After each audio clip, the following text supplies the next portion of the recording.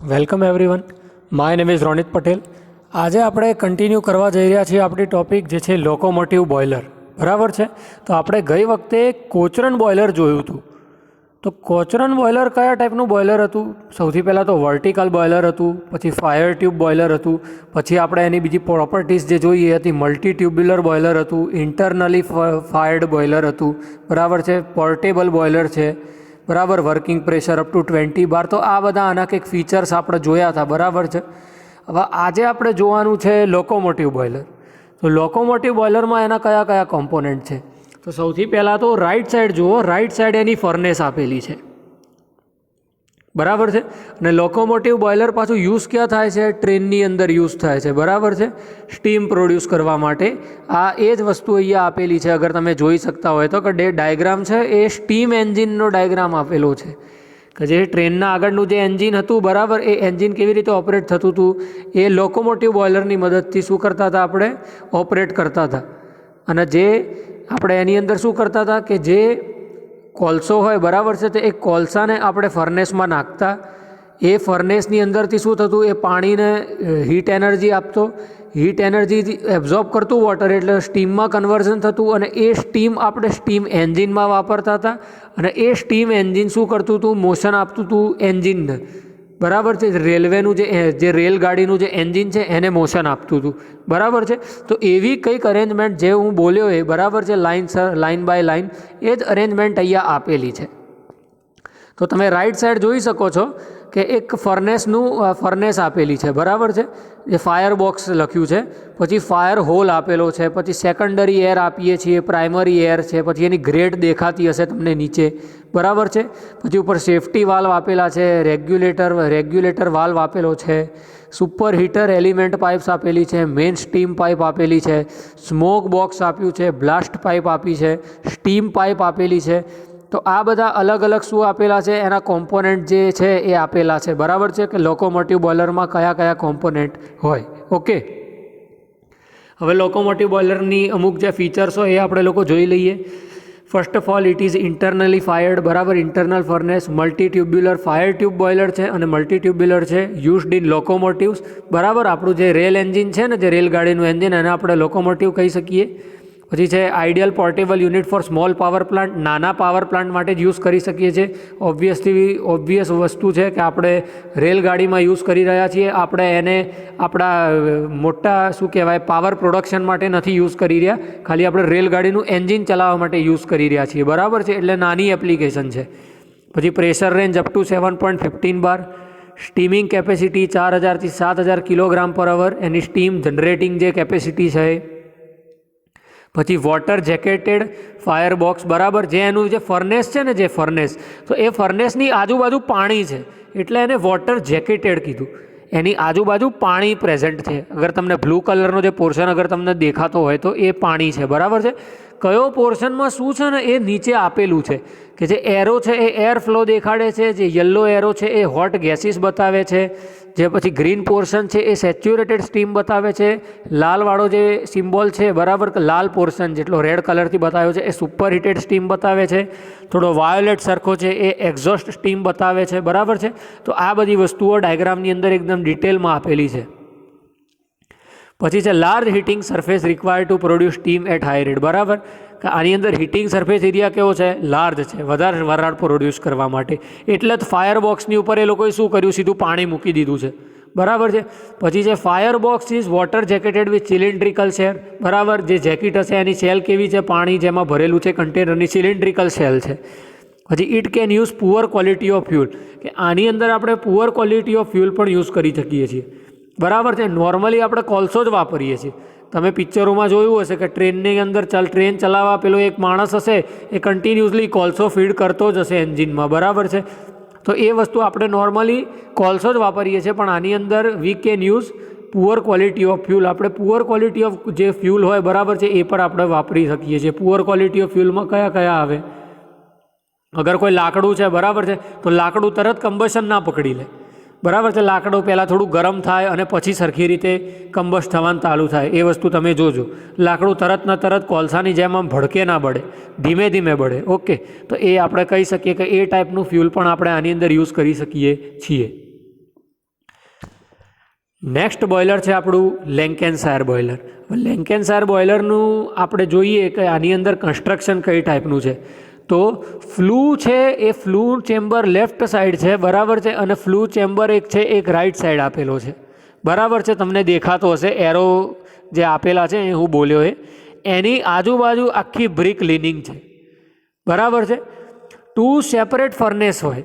આની અંદર 2 separate furnace હશે, એક લેફ્ટ હશે અને એક લેફ્ટ સાઈડની એક ફર્નેસ છે અને એક રાઈટ સાઈડની ફર્નેસ છે, બરાબર છે.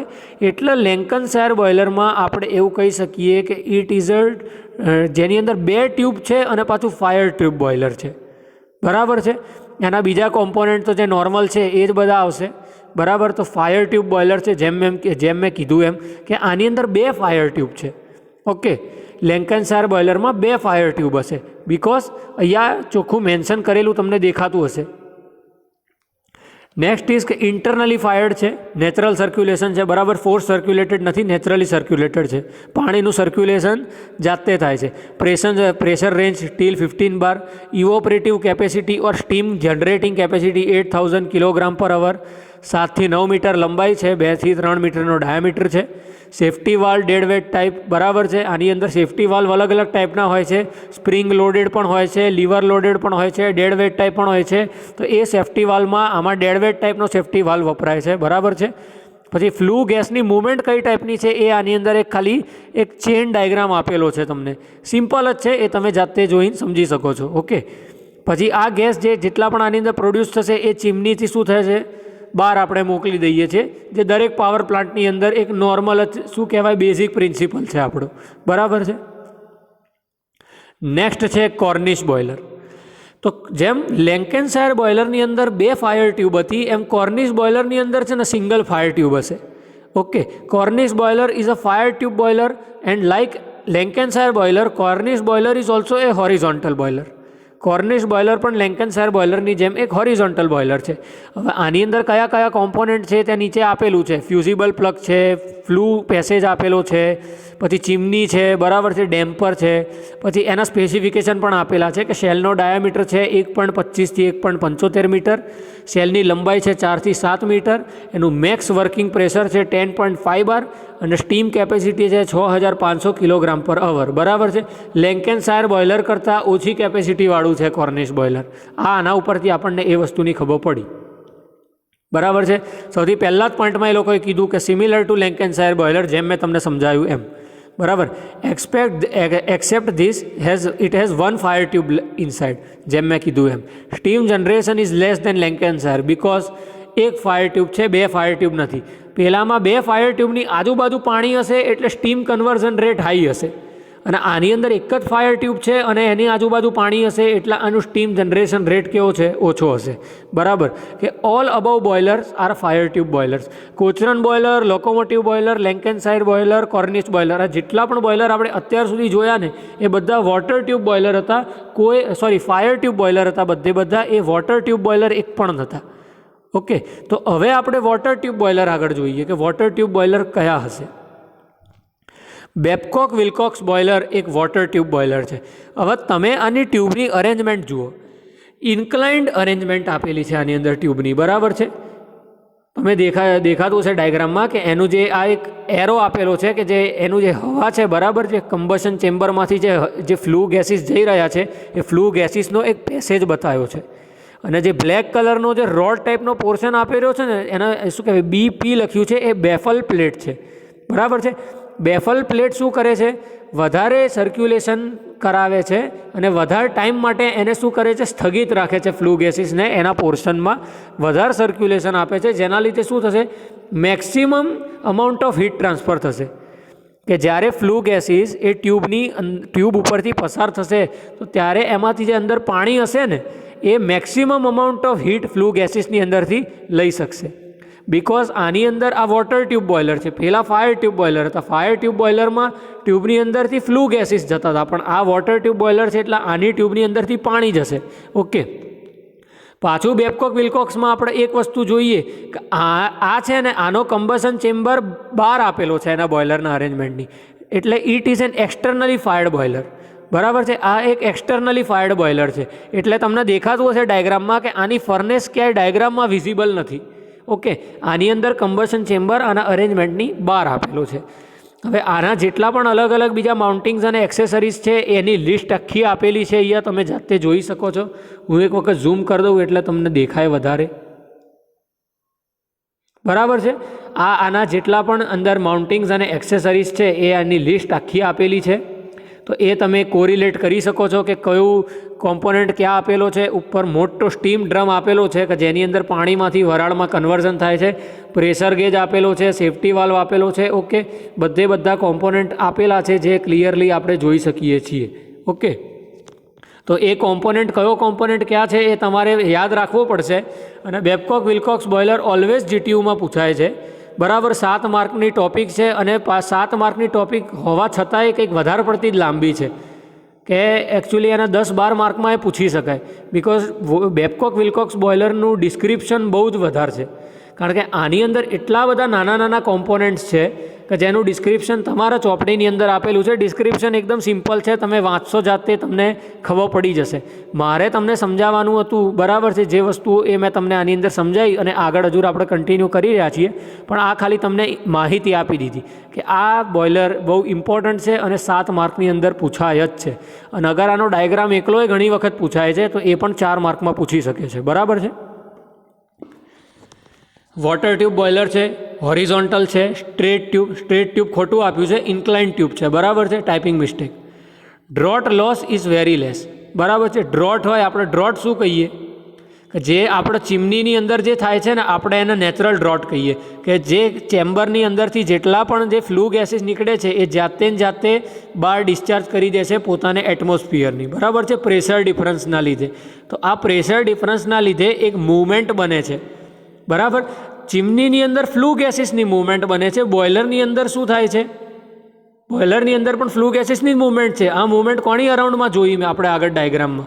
આ જે એરો જે દેખાય છે ને તમને કે ફ્લુ ગેસીસ આ ટ્યુબની આજુબાજુ જઈ રહ્યા છે, એ ડ્રાફ્ટની વાત ચાલી રહી છે, એ મૂવમેન્ટની વાત ચાલી રહી છે. એ ફ્લુ ગેસીસ આ વોટર ટ્યુબના આજુબાજુ જે સર્ક્યુલેશન કરશે એ ડ્રાફ્ટની વાત થઈ રહી છે કે અહીંયા ડ્રાફ્ટનો લોસ બહુ ઓછો છે, એટલે અહીંયા સારો ડ્રાફ્ટ મેન્ટેન રહે છે, સારું સર્ક્યુલેશન મેન્ટેન રહે છે જે ફ્લુ ગેસીસનું છે ને એ. ઓકે, બિકોઝ ડ્રોટ હાઈ હોવો બહુ જરૂરી છે. અગર ડ્રોટની વેલ્યુ હાઈ હશે તો સર્ક્યુલેશન હાઈ હશે, અગર ડ્રોટ ઓછું હશે ને તો સર્ક્યુલેશન બહુ જ ઓછું હશે. ઓકે, નેક્સ્ટ છે ઇઝી ટ્યુબ રિપ્લેસમેન્ટ. અગર ટ્યુબ બગડી જાય છે તો એને ઇઝીલી રિપ્લેસિબલ છે.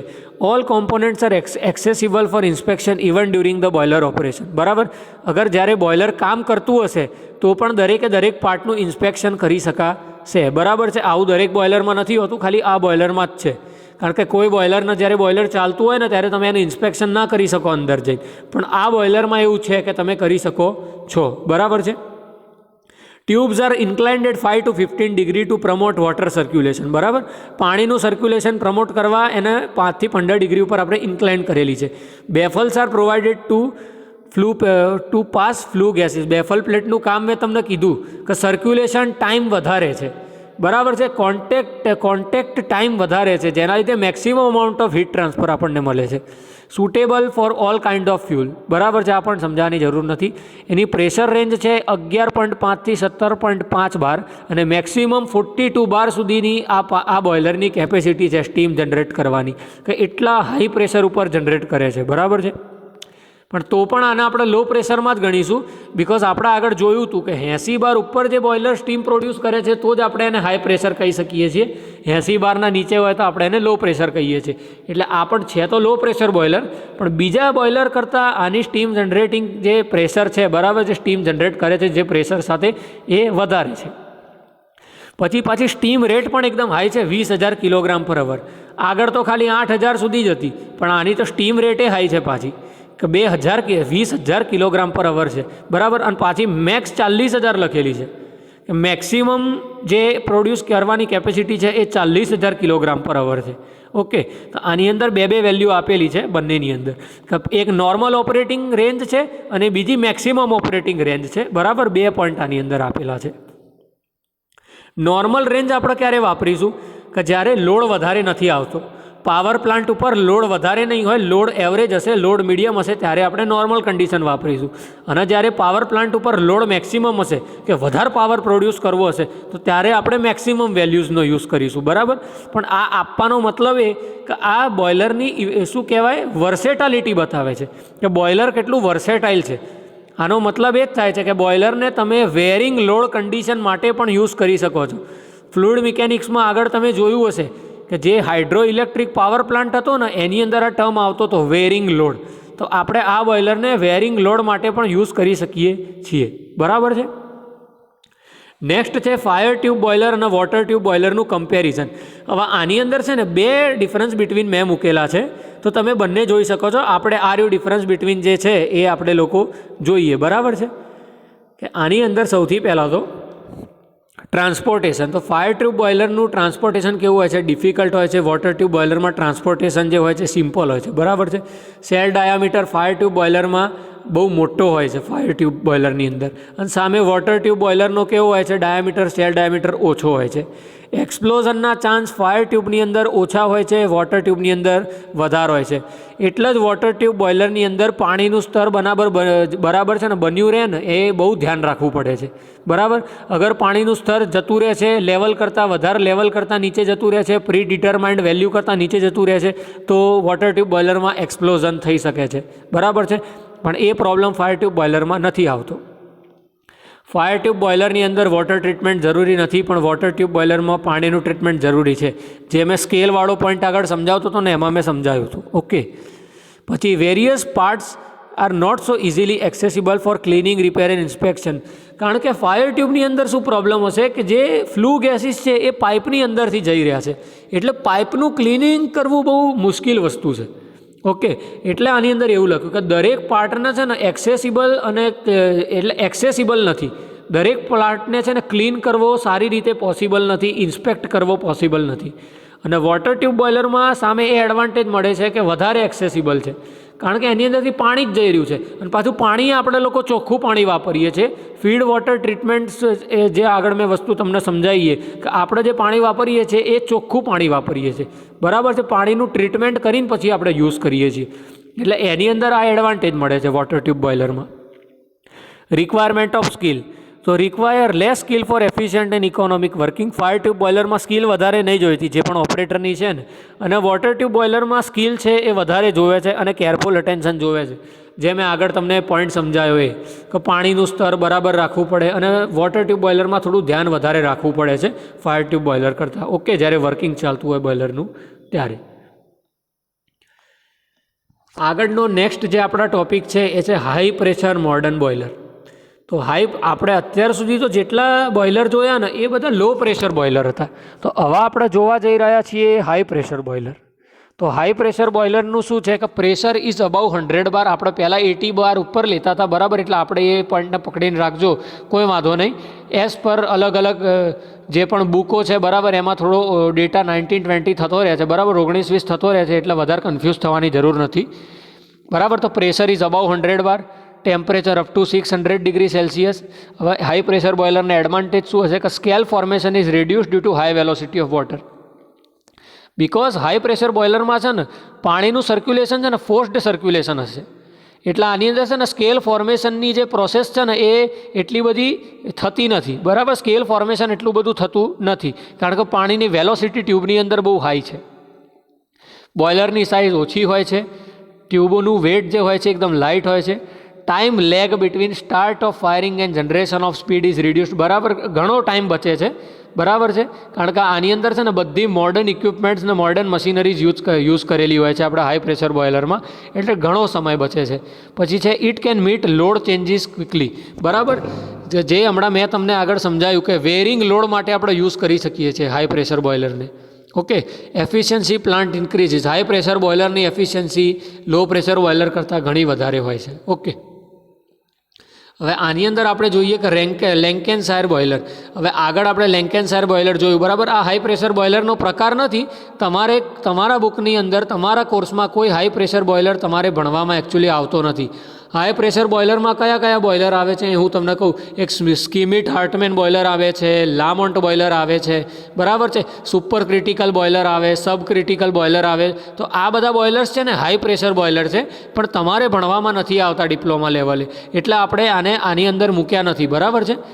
તો લેન્કેનશાયર બોઇલર જેમ હું તમને સમજાવી ચૂક્યો એમ આની અંદર લેન્કેનશાયરનો એક સારો એવો ડાયગ્રામ આપેલો છે કે જેની અંદર તમને કોમ્પોનન્ટ દેખાતા હશે. આ મેં એટલે મૂક્યો કારણ કે આગળનો ડાયગ્રામ વધારે પડતો વિઝિબલ નહોતો. સેફટી વાલ્વ દેખાય છે, વોટર લેવલ ઇન્ડિકેટર દેખાય છે, જો મેન હોલ દેખાય છે કે જ્યાંથી માણસ અંદર જઈ શકે, એન્ટી પ્રાઇમિંગ પાઇપ છે, સ્ટીમ સ્ટોપ વાલ્વ છે, બરાબર છે, કે જે સ્ટીમ હોય એ કેટલી ટર્બાઇન ઉપર જવા દેવી અને કેટલી સ્ટોપ કરવી એ કામ આપણું સ્ટીમ સ્ટોપ વાલ્વ કરે છે. પછી ઇન્ટરનલ ફ્લુ, બરાબર છે. આનો શું આપેલો છે, ફ્રન્ટ વ્યૂ અને સાઇડ વ્યૂ, બે વ્યૂ આની અંદર બતાવેલા છે, બરાબર છે. આનો ઓરિજિનલ આવું કંઈક દેખાતું હોય છે લેન્કેનશાયર બોઇલર.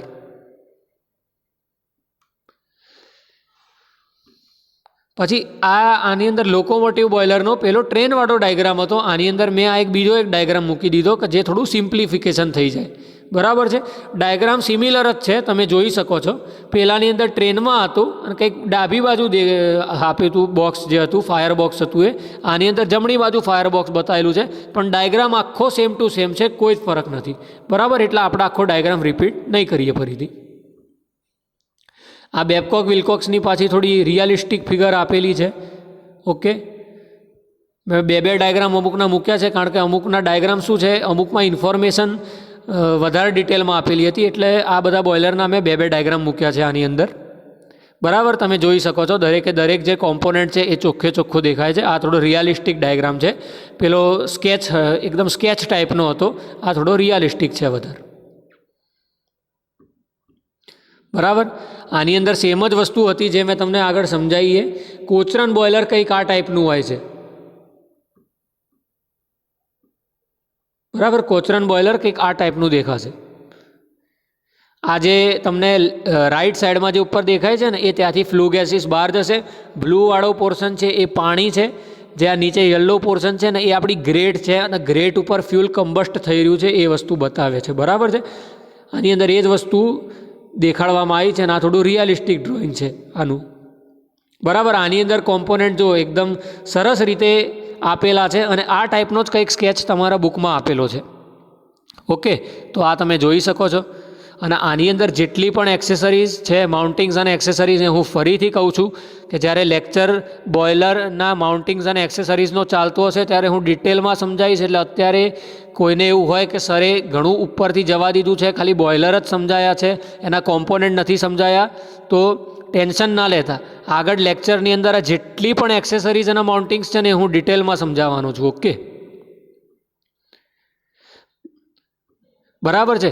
તો આપણું આજનો લેક્ચર આટલો જ હતો, બરાબર છે. જેટલા પણ બોઇલર હતા તમારા ચોપડીના એ બધા બોઇલર મેં તમને સમજાવી દીધા છે. હવે નેક્સ્ટ ટાઈમથી આપણે હું જે બોલ્યો એ બોઇલર માઉન્ટિંગ્સ એન્ડ એક્સેસરીઝ જે આપણી ટોપિક છે એ આપણે સ્ટાર્ટ કરીશું. Okay, so thank you for watching.